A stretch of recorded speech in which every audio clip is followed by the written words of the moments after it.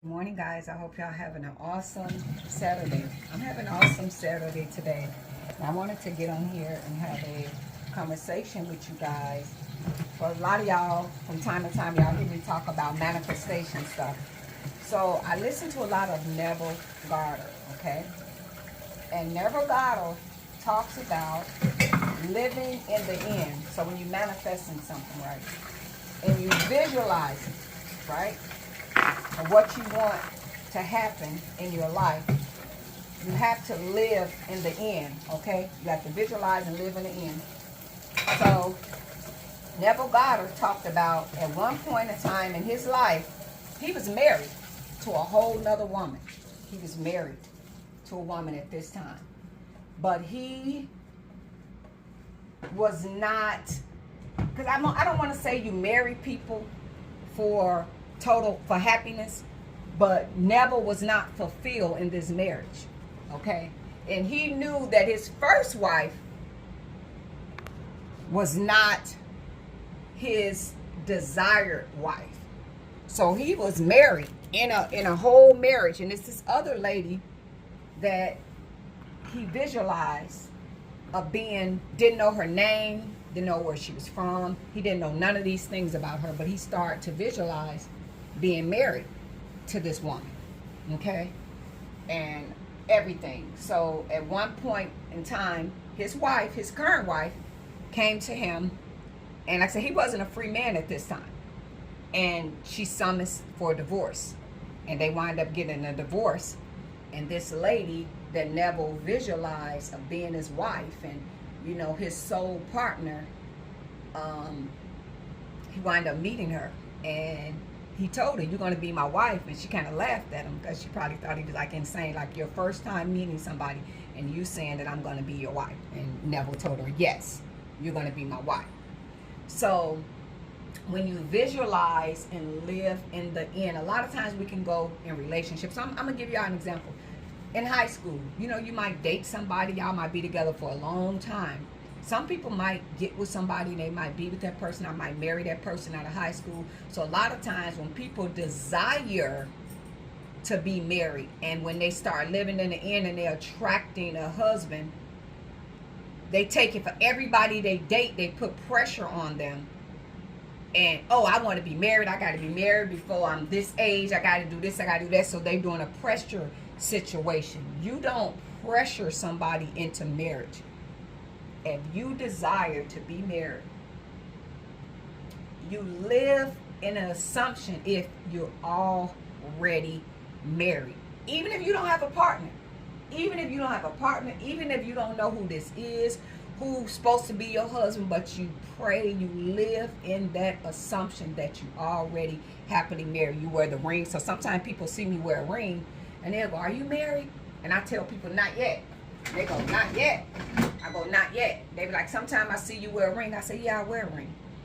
I do wear a ring from time to time when I dress up and I go out places. I will put this symbol on of marriage, this ring that was bought, you know, not by a partner of love, you know what I mean?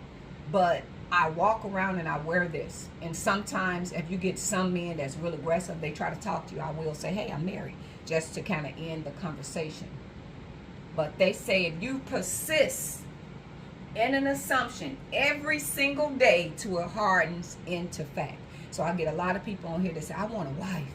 I want this, I want that." Number one, I want y'all to work on loving yourself first, because self-love is the greatest love on this earth. When we love ourselves unconditionally and we believe that we're worthy and deserving of love, and we treat ourselves love and kind, because a lot of us have been through so much hurt and pain and things that we've been through in our past life. We don't feel that we worthy and deserving of love. Our parents and beat us down. You ain't gonna be this ain't gonna happen, that ain't gonna happen, blah, blah, blah, blah. And I don't like to speak that stuff out in the universe. You gotta wait a second. When I finish this visualized video, you'll go outside, but you'll be in a freeze out there. Just have a seat. I'm gonna get you.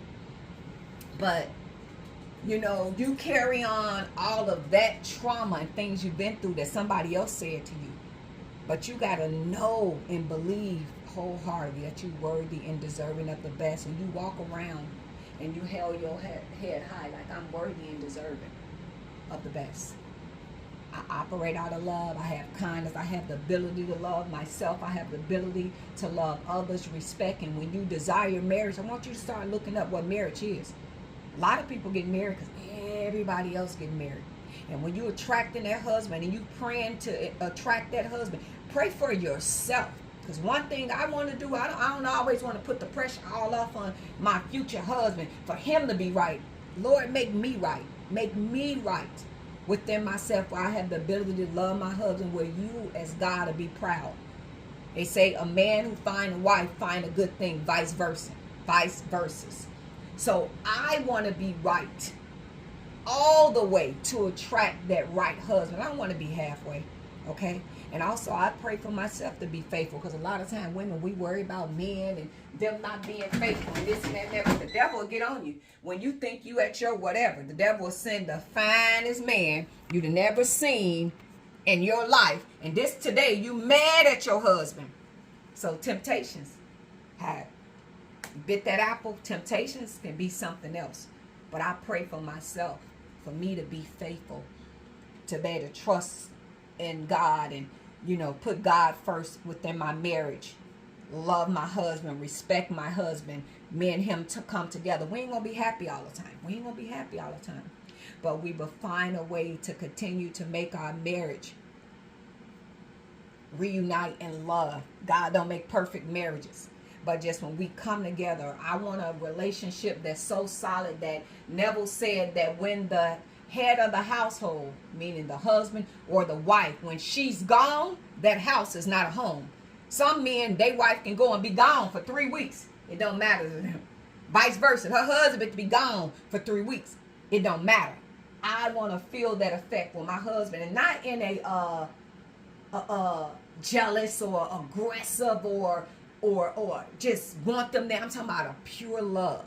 That they energy not being in that house. Like Luther saying, a house is not a home when you're not. Okay, that's the type of love I want. I want a baby when my baby is out of the house, his presence is so much needed. Not in an aggressive way. So I hope y'all follow me what I'm saying, but in a loving way. And when that man presence get there, I'm able to say, baby, I miss you so much. I love you. I got your food ready. Vice versa, where he loved me. But we don't let nobody come in between this marriage. You got grown kids, not my grown kids, not your grown kids, not this, not that. That we unite together. We pray about a situation or whatever before we decide on it, but we're moving together. Okay, united we stand, divided we fall. Well, me and my husband move together. That ain't nothing gonna come in and sacrifice this marriage, because we gonna go, baby, what you doing? These ain't our vows, and this ain't the woman I married. And I tell my husband, you ain't the man I married right now. The devil is a lie. And we gonna pray together, and we gonna bring whatever problem, we gonna bring that to a head, and we gonna work that situation out in love. So if you desire to have a wife or husband, you start loving on yourself first, and you would attract that love. And know that you worthy and deserving of the greatest love of them all. Okay, so stop thinking everybody you with supposed to be your husband. Don't put pressure. Love is patient. Love is kind. Marriage is real. You attract this. Don't pressure nobody to be your husband. True situation, my current situation. Me and my partner, we talking, and what shockingly is that, let me let Gino out. Hold on. Because I know it ain't that serious that you need to be out here. Okay? I know it's not. You're going to be out here second. Go ahead. No, it's not. Go potty. I'm sorry, y'all. Gino making it like it's a dire need that he go outside, which a lot of times he ain't got to do nothing but go out there, look around on the porch to see what he see. But a lot of things I never talk to him about. You know why? Because I know that he's not meant to be my husband. So I won't even waste his time with what I'm visualizing on. So we kind of had a conversation, and we talked about it. And he said, wow, baby, I never knew that. You never talked to me about that. You ain't never said nothing about it. And I said, no, sweetie. And he said, why? I said, because if I can be absolutely honest with you, I know you're not meant to be my husband. You're an amazing man, but you meant to be somebody else's husband. You meant to be my partner right now, where we stand in this time frame, That's what we meant to be. But you're meant to go on. Your desires and my desires is different. Number one, I know you desire more kids. And I'm fixed where I know I can't reproduce any more kids. And I know I don't want any more kids. So I wouldn't want you to settle for me and you will take away what you truly desire is more kids and I can't give it to you. So right away I knew, ding, ding, ding, you're not meant to be my husband. That don't mean I can't love you and me and you can, have an amazing time. Abraham Hicks say, rendezvous. Okay, rendezvous. Don't put your life on hold just like dating in high school. You date and then when your husband comes, you're never going to miss out. When your wife comes, you're never going to miss out. But don't play with people. Don't put long-term expectations. Don't pretend that one day we're going to be married. Just tell them, right now, I'm enjoying life. I enjoy you, and this is where I'm at. Don't let nobody pressure you into marrying them. If that's not what your heart desire, then don't. But for my people that believe in love and desires to have a wife or husband, number one, I want you to start loving yourself. And I want you to visualize whenever God will say living in the end, I'm already married, y'all. I'm already happily married. Living with my husband, we together. It's already didn't happen. Because I visualize and live in the end, despite what my real circumstances is right here in life. Okay? I visualize and I live in the end. So if anybody believe in manifestation, they listen to Neville Goddard, and a lot of us talk about love and stuff. Number one, start loving on yourself. Self-love is the greatest love of them all. Because if you ain't loving yourself, how could somebody else come along to love you? Well, you ain't even loving yourself. So if you don't love yourself, how can you love somebody else? So with this time of my life I'm giving myself the greatest love of them all. I'm loving on myself. Okay? I'm working on me. I'm working on me. This workout that I'm doing, it dawned on me because I'm like, why all of a sudden I've just got this overwhelming urge to work out and do all this different stuff. I was on Pinterest and I seen this amazing wedding dress. An amazing wedding dress go all the way down and it buckles up to the back. It goes down to the back right here, and it got this deep plunge in the back of the dress, and the dress is nice and fitted with the lace, and I was like, that's my wedding dress. And in order for me to wear a dress like that, I need a figure like that. Okay, so I don't know when I'm getting married. I don't know who I'm getting married to, and I'm not rushing marriage, and I'm not on here advertising looking for no husband, because guess what, what's meant to be, it'll be. And for people that come along and pretend and tell you what you want to hear, I pray to God. And I tell God, God, I don't know if this person is meant for me, if this the right person for me. If it is, it is. If it ain't, remove them in the mighty name of Jesus. And I promise you, I've had people that just disappear. And I'm talking about in family, friends, relationship, poof.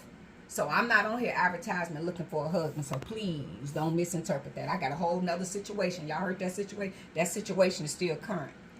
But I live in my truth. He live in his truth. So we got to understand it. If he come to the point and he want to date and move on and go see, I wish him blessings. You gonna wait now. Go out there. Circle around. Try it again. You wanted to be out there. Be out there. But I want happiness for him, but I know that I'm not meant to be his wife. I know I'm not, and he's not meant to be my husband. So I would never stop him from moving forward into the love that he desired. I want him to have that. And I know that it's not me and him, but I love our energy together. I love how I can talk and I can tell him anything. He can tell me anything, and we got to understand it with each other. But if he would call me tomorrow and say, baby, I met somebody, and we're going to work this out. And I just wanted to let you know.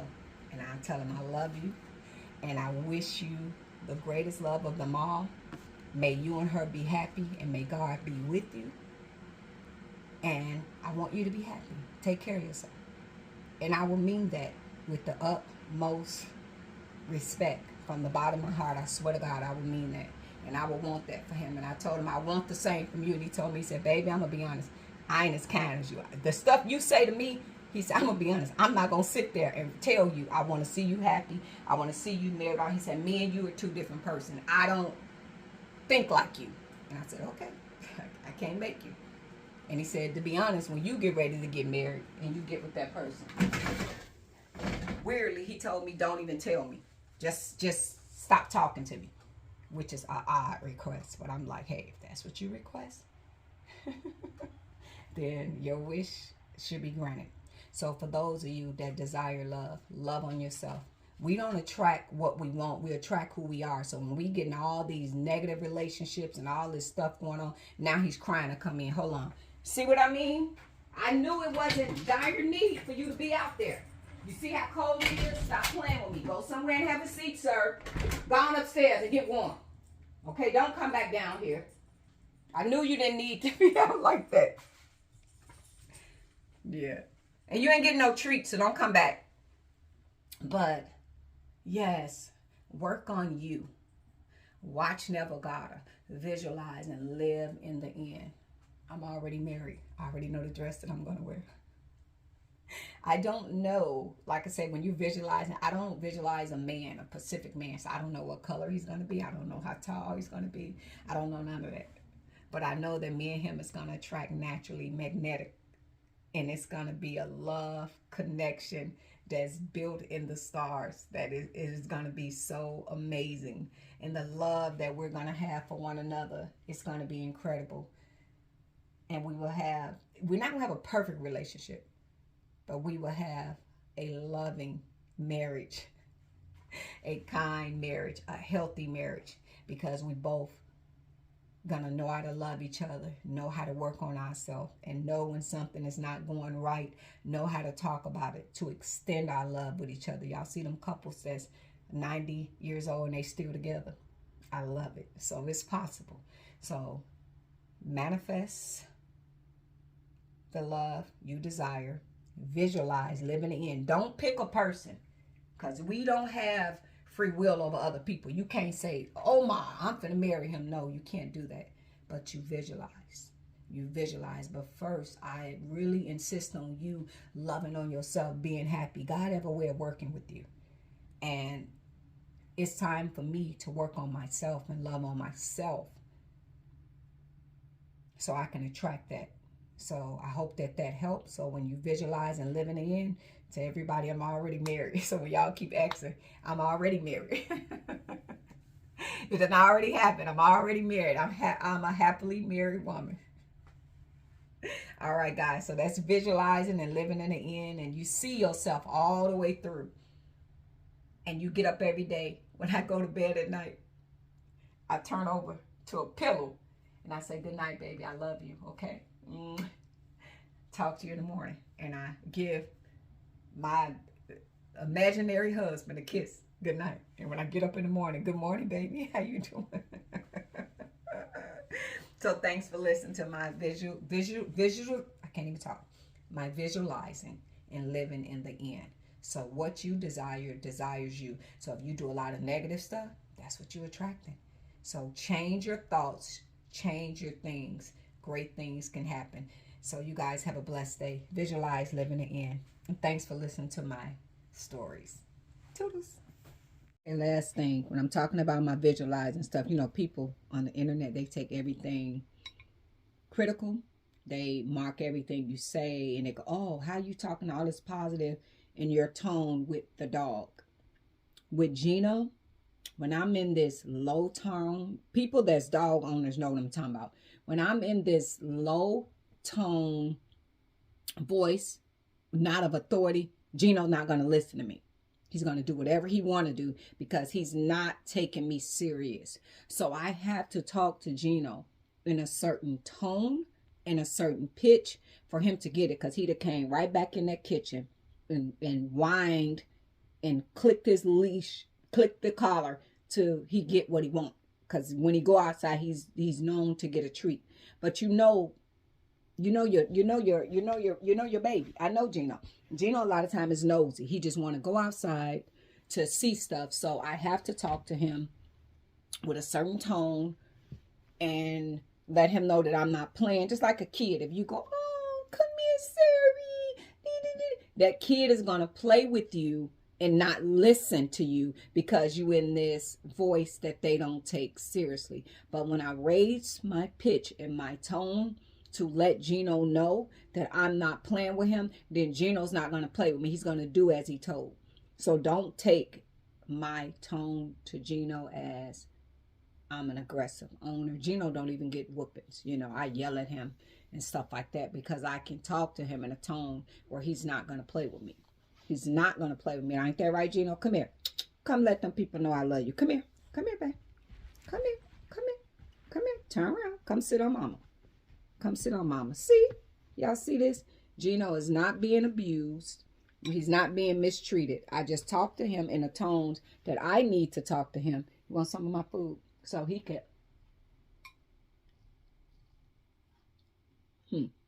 Okay. So he can listen. Go ahead, babe. Thank you. Go sit over there. Sit right there. Sit. That's what's going on with Gino. Gino ain't being abused or mistreated. He's being treated the way he needs to be treated, and I have to talk to him in a certain tone. So don't y'all take that, because people take stuff on the internet and they run with it. Sit back and they run with it. All right, guys. Thanks for watching. Toodles.